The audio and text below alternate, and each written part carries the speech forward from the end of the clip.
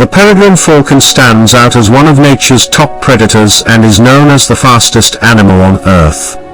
When it dives to catch prey, it can reach speeds over 240 miles per hour, turning it into a true missile of the sky.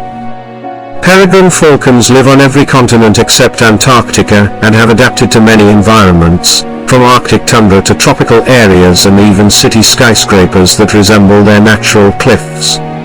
Their slate-blue backs, barred underparts, and dark helmet markings make them easy for birdwatchers to spot. These strong birds mostly hunt other birds while flying, using their speed and agility to catch prey with great force.